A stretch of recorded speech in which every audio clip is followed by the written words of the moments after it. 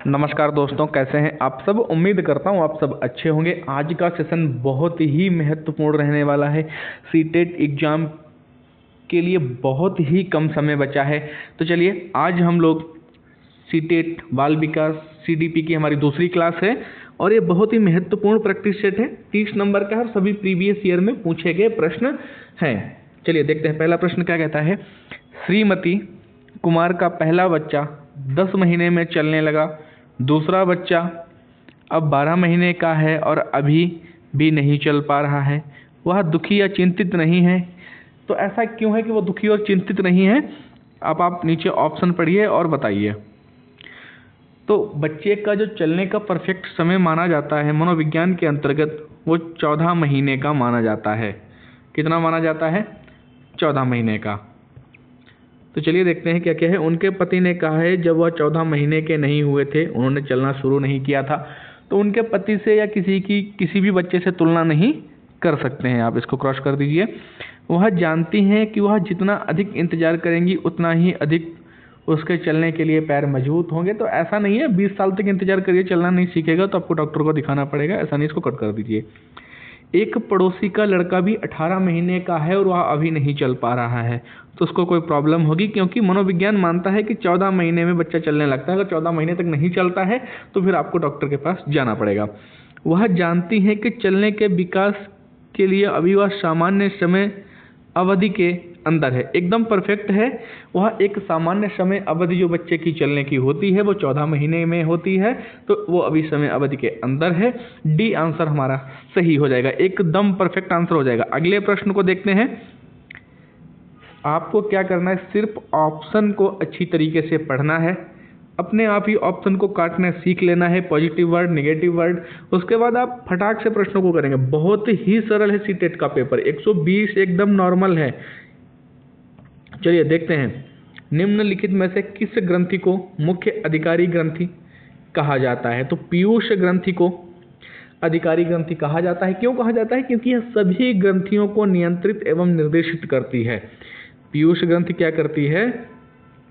सभी ग्रंथियों को नियंत्रित एवं नियंत्रित करती है, इसीलिए इसको क्या कहते हैं? अधिकारी ग्रंथि कहते हैं। चलिए सही आंसर बी हो जाएगा। ये यूपीटेट जूनियर में पूछा गया था 2016 में। अगले प्रश्न को देखते हैं। विकास के लिए निम्नलिखित में से कौन सा एक उचित है? तो चलिए देखते हैं ऑप्शन को कि विकास के लिए क्या उचित है। विकास जन्म के साथ प्रारंभ होता है और समाप्त होता है। ऐसा नहीं है, विकास जन्म से पहले ही गर्भावस्था से ही शुरू हो जाता है, तो ये ऑप्शन आपका कट जाएगा। विकास एकल आयामी है तो ये भी कट जाएगा। विकास पृथक होता है, नहीं भाई। सामाजिक सांस्कृतिक संदर्भ विकास में एक महत्वपूर्ण भूमिका निर्वाह करता है। बी आंसर हमारा एकदम परफेक्ट हो जाएगा। वाइगोत्स्की ने संज्ञानात्मक विकास का जो सामाजिक सांस्कृतिक सिद्धांत का प्रतिपादन किया है, उनके द्वारा बालक के संज्ञानात्मक विकास में समाज एवं उसके सांस्कृतिक संबंधों के बीच संबंधों को एक बहुत ही महत्वपूर्ण आयाम घोषित किया गया है। इसलिए विकास में सामाजिक और सांस्कृतिक संदर्भ जो है एक बहुत ही महत्वपूर्ण भूमिका निभाते हैं। चलिए अगले प्रश्न को देखते हैं। बी आंसर एकदम सही हो जाएगा। बाल्यकाल होता है तो बाल्यकाल की अवधि क्या होती है? बताइए भाई फटाफट। तो बाल्यकाल की जो अवधि है वो 6 वर्ष से 12 वर्ष मानी जाती है। कितनी मानी जाती है? 6 वर्ष से लेके 12 वर्ष तक। सी आंसर हमारा सही हो जाएगा। अगले प्रश्न को देखते हैं। बहुत ही महत्वपूर्ण प्रश्न है ये, देख लीजिए हरियाणा टेट में पूछा गया। ऐसा कोई भी प्रश्न नहीं है जो पूछा नहीं गया। सीटेट में बहुत सारे प्रश्न यहाँ से आते हैं। अभी आप देखेंगे कि बहुत सारे सीटेट में आए हुए प्रश्न हैं, प्रीवियस ईयर में हैं। तो आप प्रैक्टिस करिए जितनी ज़्यादा कर सकते हैं। सीटेट में सिर्फ प्रैक्टिस ही काम आती है। सीटेट कोई रटने का सब्जेक्ट नहीं है। सीटेट को आप रट नहीं सकते, याद नहीं कर सकते, बस प्रैक्टिस करिए। जितनी ज़्यादा प्रैक्टिस करेंगे उतना ही लाभकारी रहेगा। बच्चे के उचित विकास को सुनिश्चित करने के लिए उसका शारीरिक विकास एक महत्वपूर्ण आवश्यकता है। यह कथन किसका है? तो क्या है इसको कथन को? चलिए पढ़ लेते हैं सभी कथनों को एक बार।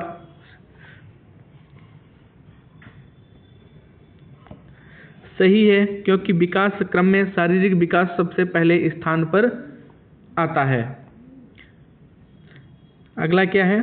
सही है, क्योंकि शारीरिक विकास के अन्य पक्षों के साथ अंतः संबंधित है। एकदम सही है, शारीरिक विकास जो है अंतः संबंधित है अन्य पक्षों के साथ भी, तो एकदम सही हो जाएगा। हमारा परफेक्ट आंसर बी हो जाएगा। आगे देखते हैं। गलत है, क्योंकि शारीरिक विकास अन्य पक्षों को किसी भी प्रकार से प्रभावित नहीं करता। तो ऐसा नहीं है, शारीरिक विकास अन्य पक्षों को प्रभावित करता है। गलत हो सकता है, क्योंकि विकास नितांत व्यक्तिगत मामला है। नहीं, ये भी गलत हो जाएगा। बी आंसर हमारा एकदम सही हो गया। अगले प्रश्न को देखते हैं। निम्न में से कौन सा कथन बच्चे के विकास में परिवेश की भूमिका का समर्थन करता है? चलिए देखते हैं। ये भी पूछा गया, सीटेट में पूछा गया है जूनियर लेवल पर 2013 में। पिछली कुछ दशब्दियों में बुद्धि लब्धांक और परीक्षा में शिक्षार्थियों के औसत प्रदर्शन में लगातार वृद्धि हुई। एकदम परफेक्ट है, लगातार वृद्धि हो रही है। मनोविज्ञान की वजह से बहुत सारी चीज़ें क्लियर हो रही हैं और बच्चों का जो बुद्धि लब्ध है वो बढ़ता जा रहा है, सीखने का क्रम बढ़ता जा रहा है। एक समान जुड़वा बच्चा जिनका लालन पालन अलग अलग घरों में हुआ है, उनके बुद्धि लब्धांक 0.75 के उच्च समान है। शारीरिक रूप से स्वस्थ बच्चे अक्सर नैतिक रूप से अच्छे पाए जाते हैं। कुछ शिक्षार्थी सूचना का जल्दी प्रक्रमण करते हैं, जबकि उसी कक्षा के अन्य विद्यार्थी ऐसा नहीं कर पाते। एकदम परफेक्ट आंसर ए ही रहेगा। अगले प्रश्न पे चलते हैं। परिपक्व विद्यार्थी क्या होता है भाई? इनकी विशेषता, इस बात में विश्वास करते हैं कि उनके अध्ययन में भावनाओं का कोई स्थान नहीं है। ऐसा नहीं है भैया, भावनाओं की सभी विद्यार्थी सहायता चाहते हैं, तो ये गलत हो जाएगा। अपनी बौद्धिकता के साथ साथ अपने सभी प्रकार के द्वंद्वों का शीघ्र समाधान कर लेते हैं। सभी का नहीं कर पाते हैं, कुछ का कर सकते हैं, कुछ द्वंद्वों की सहायता चाहिए होती है, हो सकता है, लेकिन परफेक्ट नहीं है। अपने अध्ययन में कभी कभी भावनाओं की सहायता चाहते हैं। एकदम परफेक्ट है, सी आंसर हमारा सही हो जाएगा। अगले प्रश्न को देखते हैं। शिक्षण का विकासात्मक परिप्रेक्ष्य शिक्षकों से यह मांग करता है कि वे, ये देख लीजिए आप, सीटेट में जूनियर लेवल पे ये भी पूछा गया 2014 में। बहुत ही महत्वपूर्ण प्रश्न है, ट्रेंडिंग लेवल के प्रश्न हैं, बार बार रिपीट होते हैं, तो आप लोग इनको देखते रहिए, हल्के में नहीं लेना इनको भाई। कठोर अनुशासन बनाए रखने वाले बने, क्योंकि बच्चे अक्सर प्रयोग करते हैं। आप अनुशासन कठोर नहीं बना सकते, निगेटिव वर्ड है, एकदम से काट दीजिए।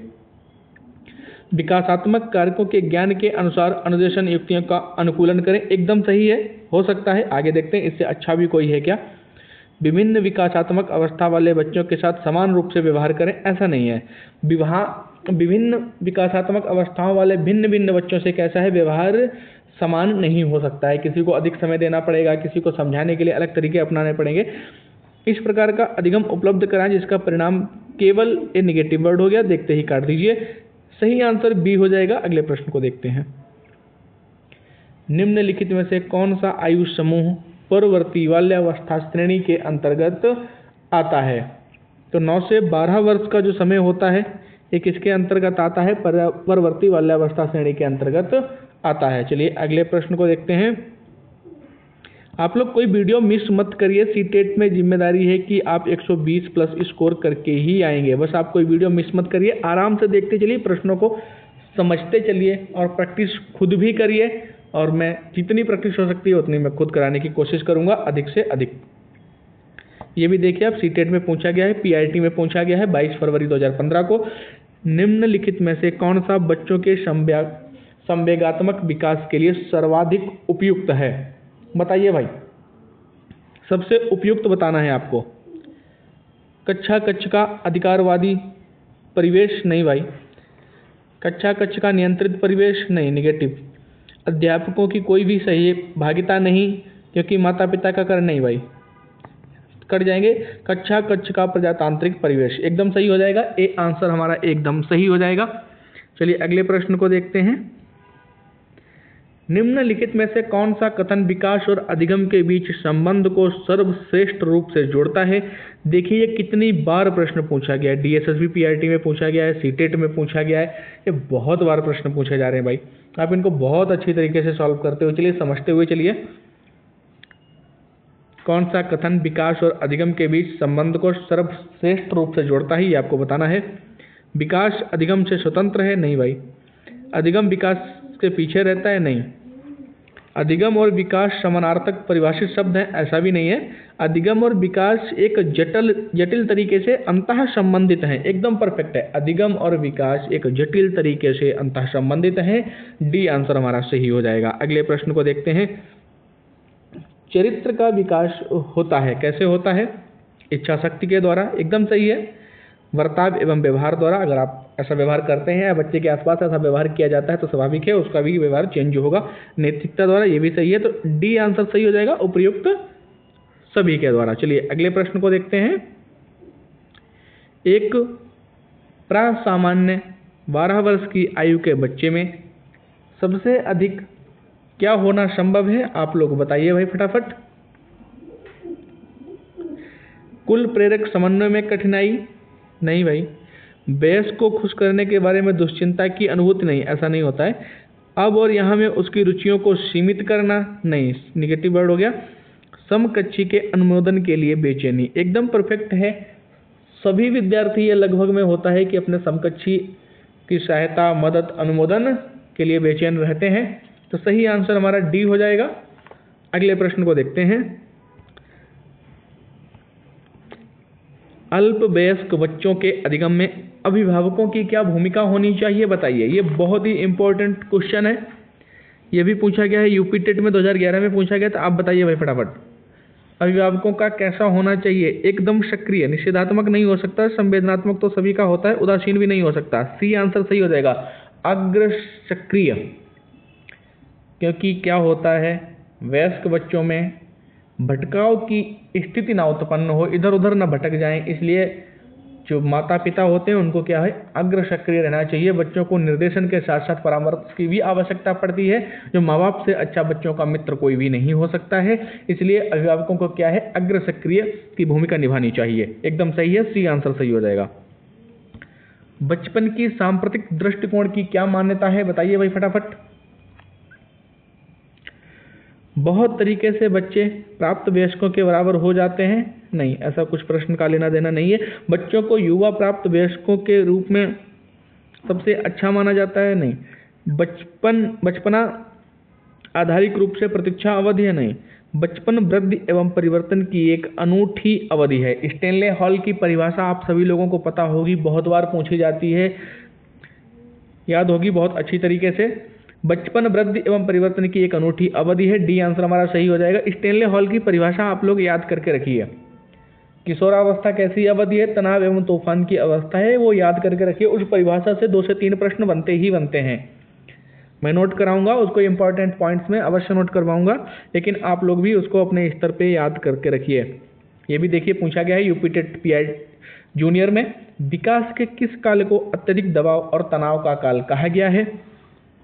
तो अभी मैं इस परिभाषा की बात कर रहा था, तो आप लोग समझ गए होंगे किसकी बात कर रहा था मैं, किशोरावस्था की। स्टेनले हॉल ने क्या परिभाषा दी थी? किशोरावस्था संघर्ष, तनाव, तूफान एवं विरोध की अवस्था है। चलिए अगले प्रश्न को देखते हैं।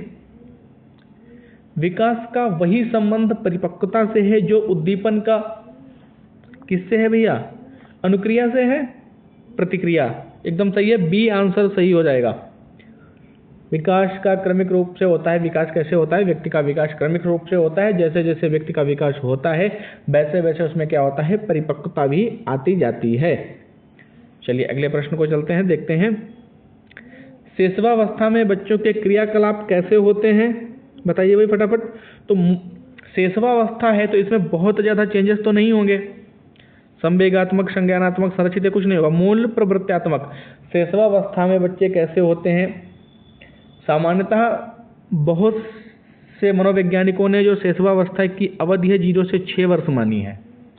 0 से 2 वर्ष में तो कुछ भी नहीं होता है, बच्चा सही से कोई क्रिया नहीं कर सकता, लेकिन 0 से 6 वर्ष मानी है बहुत से मनोवैज्ञानिकों ने। और उसके अनुसार क्या है, बालक अपनी मूल प्रकृति के अनुसार ही व्यवहार करता है। जैसे कोई चीज़ उसे चाहिए है तो रो करके मांग लेगा, गुस्सा आने पे उसको तुरंत ही व्यक्त करेगा। ऐसा नहीं कि गुस्सा आएगा और दिखाएगा नहीं कि अभी गुस्सा नहीं करना है, उसको जो आएगा वो वैसे करेगा। खुश होने पे सबके सामने हंसने लगेगा, भले ही आपको अजीब सा लगे, लेकिन वो क्या है, मूल प्रवृत्तित्मक व्यवहार है उसका। चलिए सही आंसर हो जाएगा ए। अगले प्रश्न को देखते हैं, बहुत ही इंपॉर्टेंट है ये। देखिए आप पूछा गया यूपी टेट में, प्रीआरटी में, जूनियर में 2013 और 16 दो बार पूछा गया है। स्वकेंद्रित अवस्था होती है बालक के, बताइए भाई, जन्म से 2 वर्ष तक, नहीं 3 वर्ष से 6 वर्ष तक, कौन सी होती भाई? बी आंसर सही हो जाएगा, 3 से 6 वर्ष। माँ बाप के साये से बाहर निकल अपने साथी बालकों की संगति को पसंद करना किससे संबंधित है, किस अवस्था से संबंधित है? तो ये पूर्व किशोरावस्था से संबंधित है। बी आंसर सही हो जाएगा। जो 9 से 12 वर्ष की अवस्था होती है, इस अवस्था को उत्तर बाल्यावस्था या पूर्व किशोरावस्था कहते हैं। इस आयु वर्ग के बालक अपने साथियों के संगत तथा उनके साथ रहना अधिक पसंद करते हैं, इसके बजाय अपने माता पिता के। क्योंकि माता पिता किसके लिए कहेंगे? पढ़ने के लिए। बच्चे किसके लिए कहेंगे? साथी ग्रुप, खेलने के लिए। तो बच्चों को खेलना बहुत पसंद है, इसीलिए क्या है, खेल विधि से पढ़ाया जाता है, इसीलिए कहा जा रहा है ना। चलिए अगले प्रश्न को देखते हैं। और वो क्या है, बाउंडेशन भी नहीं चाहते, उन्हें नहीं चाहते कि आप उनके काम में क्या करें, रोक टोक करें। मानसिक परिपक्वता की ऊंचाइयों को छूने के लिए प्रयत्नरत रहना संबंधित है, किससे संबंधित है? ये यूपी टेट में पूछा गया है, पीआरटी में 2013 में पूछा गया है। तो किशोरावस्था सही आंसर हो जाएगा। मानसिक परिपक्वता को ऊंचाइयों को छूने के लिए कौन सी सबसे परफेक्ट एज है? प्रयत्न किशोरावस्था। चलिए अगले प्रश्न को देखते हैं। पूर्वग्रही किशोर किशोरी अपने के प्रति कठोर होंगे, किसके प्रति कठोर होंगे वो? बताइए भाई फटाफट।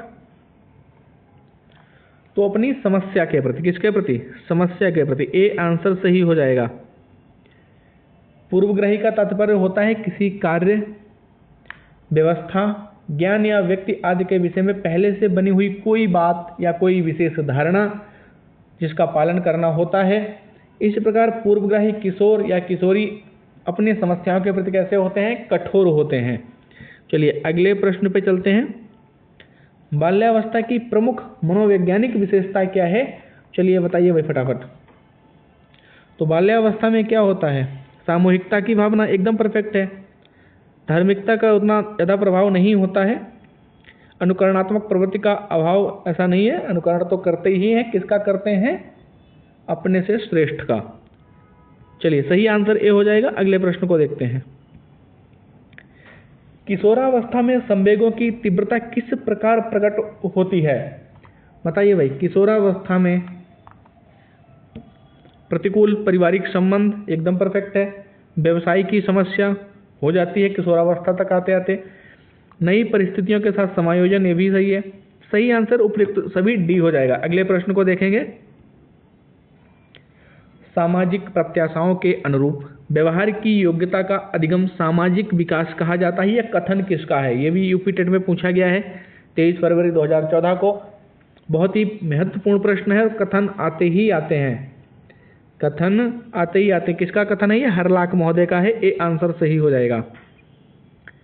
सभी लोग चैनल को सब्सक्राइब कर लीजिए। आप सभी लोग जानते हैं इसको बनाना, पढ़ाना, टाइप करना बहुत सारी मेहनत लगती है। आप लोगों के हित में मैं सदैव हाजिर हूँ, लेकिन आप लोग बस साथ बनाए रखें, अपना सपोर्ट बनाए रखें, चैनल को सब्सक्राइब अवश्य कर लें। बाल विकास में क्या होता है भाई? बताइए फटाफट। यूपी टेट में पूछा गया, ये 2014 में पूछा गया था। प्रक्रिया पर बल है, वातावरण और अनुभव की भूमिका पर बल है, गर्भावस्था से किशोरावस्था तक का अध्ययन होता है। तो एकदम परफेक्ट हो जाएगा सी। सभी प्रश्नों में उपयुक्त सभी पर मत भागिए, सभी प्रश्नों में उपयुक्त सभी पर मत भागिए भाई। चलिए अगले प्रश्न को देखते हैं। बाल विकास का अध्ययन क्षेत्र क्या है? बताइए भाई फटाफट। बाल विकास की विभिन्न अवस्थाओं का अध्ययन एकदम सही है।